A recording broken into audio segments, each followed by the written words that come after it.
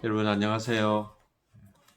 오늘은 믿는 만큼 자라는 아이들이라는 책을 소개하겠습니다. 지은이는 박혜란이고요. 박혜란 지은이는 우리가 알고 있는 가수 이적의 어머니이시죠.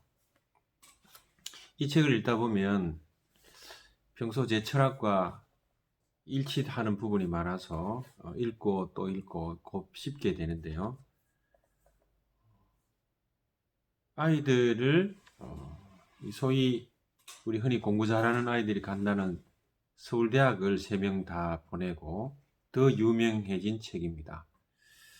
그런데 핵심은 우리가 학원을 보내서 과외를 시켜서 서울대학에 보낸 것이 아니고 예체능 외에는 학원 문턱도 보내지 않고 서울대학을 보냈다는 거죠. 이 책의 핵심을 한마디로 쓰라고 하면 아이들은 믿는 만큼 크는 이상한 존재들이다. 이 대목입니다. 믿으라는 거예요. 누가? 부모가 아이들을 믿어주지 않으면 그 아이는 누가 믿어줄까요? 예. 제목도 믿는 만큼 자라는 아이들. 처음부터 끝까지 다 읽고 싶지만 이 지은이의 철학을 엿볼 수 있는 몇 대목을 여러분들과 같이 나누고자 합니다. 자, 제목은 집은 사람을 위해 있다. 이라는 부분이 있어요. 집은 사람을 위해 있다. 집이 당신을 위해 존재하는 거지 당신이 집을 위해 존재하는 것이 아닙니다. 아이들의 상상력을 키워주려면 너무 쓸고 닦지 마십시오. 여러분, 집을 위해서 나는 나의 아이들에게 정리정돈해라, 청소해라, 닦아라, 치워라 라는 흔히 말한 그 잔소리를 너무 많이 하는 것은 아닌지, 우리가 생활하는 이 공간이 누구를 위해서 존재하는 건지 어머님들 곰곰이 한번 생각해 보시기 바랍니다. 다시 한번 읽겠습니다. 집이 당신을 위해 존재하는 거지 당신이 집을 위해 존재하는 것이 아닙니다. 아이들의 상상력을 키워주려면 너무 쓸고 닦지 마십시오. 저는 요즘 어머니들에게 꼭 전하고 싶은 대목입니다. 중간에 이런 대목이 있어요. 훈이는 이제 아들이죠. 훈이는 겨우 자기 이름 석자를 익히고 학교에 들어갔다. 다른 아이들이 그까지 것하며 딴청을 하는 동안, 왜? 요즘 아이들은 다 글을 다 배우고 선행학습을 해서 학교에 가서 학교는 재미없다는 것을 학습하게 돼요. 누굴 통해서? 어머니를 통해서. 근데 이 아이들은 이름 석자 겨우 알고 학교에 간 거죠. 그러니까 선생님의 한마디 한마디에 귀를 기울였다. 뿐만 아니라 학교에 가면 늘 새로 배우는 게 많았기 때문에 학교에 가는 걸 즐거워했다. 아침에 가방을 들고 학교 가는 것이 즐겁다고 생각하면 그 교육은 반은 성공한 겁니다. 눈을 떠서 엄마 학교 가기 싫어. 이게 문제인 거죠. 학습은 그 다음 문제입니다. 아침에 엄마 학교 가야 돼. 빨리 밥 줘.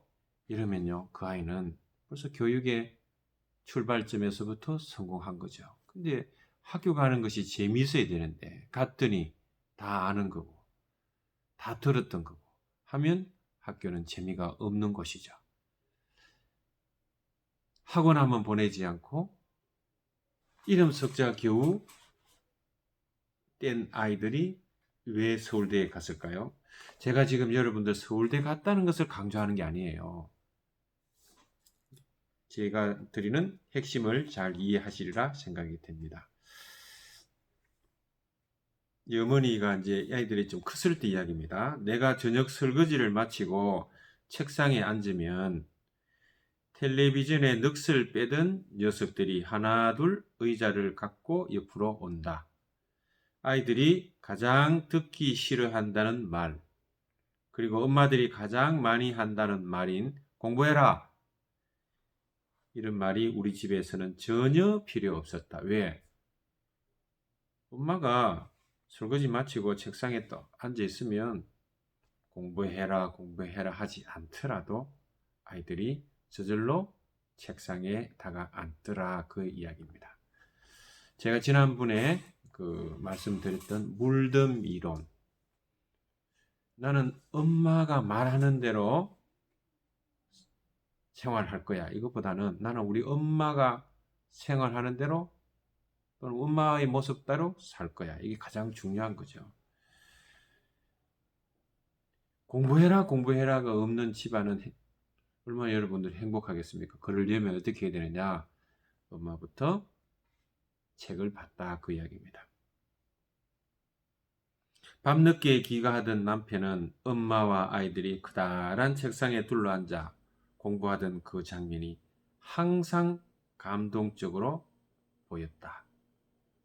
남편이 나는 가장 감동적인 장면이 당신하고 아이들하고 같이 공부하는 모습이야. 이제 그런 이야기를 여기에 써둔 겁니다. 여러분, 이 어머니는 기본적으로 아이들을 믿어주라는 거예요. 심지어 아이가 아플 때도 보리차물을 따뜻하게 끓여서 먹이고 꼭 안아줬다는 겁니다.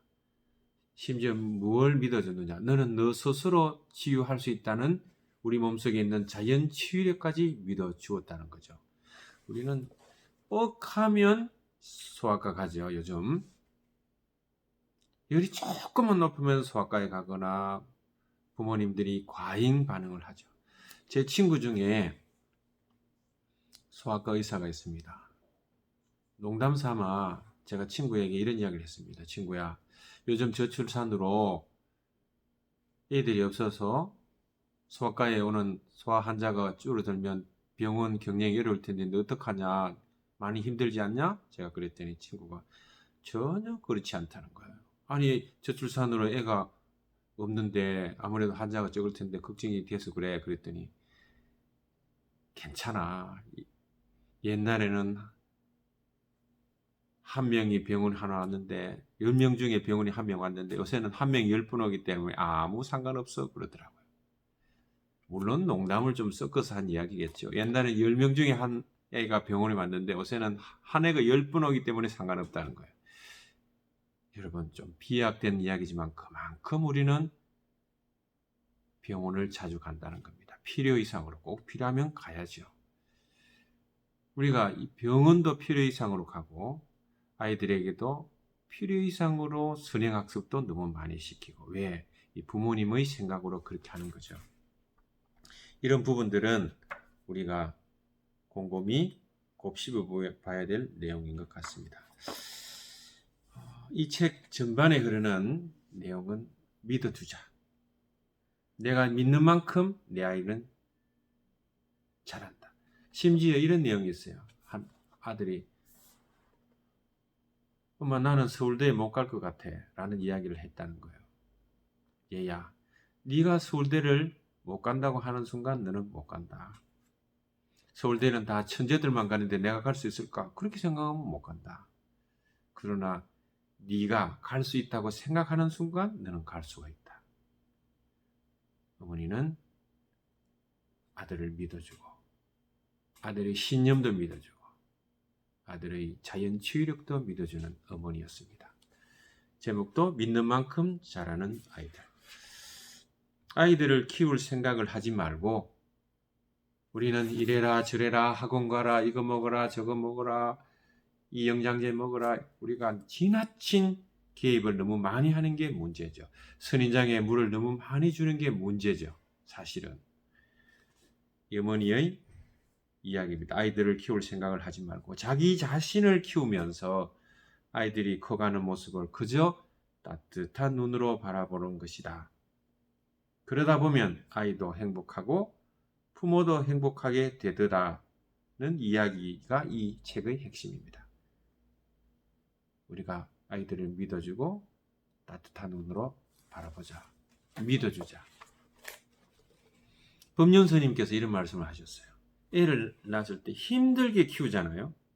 힘들게 키우는 순간 그 갓난 아이가 뭘 합니까? 태어나서 2개월, 3개월 됐는데 걔는 그때부터 걔의 의사와 상관없이 불효자가 되는 거예요. 왜? 어머니를 힘들게 했기 때문에. 그러나 애를 키우면서 2개월, 3개월 된 애를 우리가 예쁘고 즐겁게 키우잖아요. 걔의 의사와 상관없이 걔는 태어나면서 효자가 되는 겁니다. 사실은 효자, 불효자는 누가 만드는 거죠?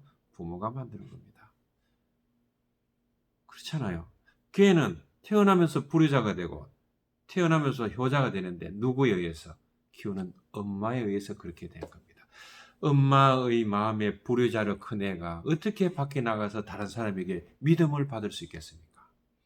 우리는 사랑하는 눈으로 그리고 아이들을 키우는 과정을 기쁨으로 그 기쁨이 아이에게 전달이 되고 너는 잘할 수 있다는 신념이 아이에게 전달이 되고 그 사랑과 신념을 받은 아이는 어머니의 신념대로 또는 그 아이의 신념대로 자라게 되는 겁니다. 여러분 꼭 읽어보시기 바랍니다. 오늘은 박혜란의 믿는 만큼 자라는 아이들을 소개했습니다. 감사합니다.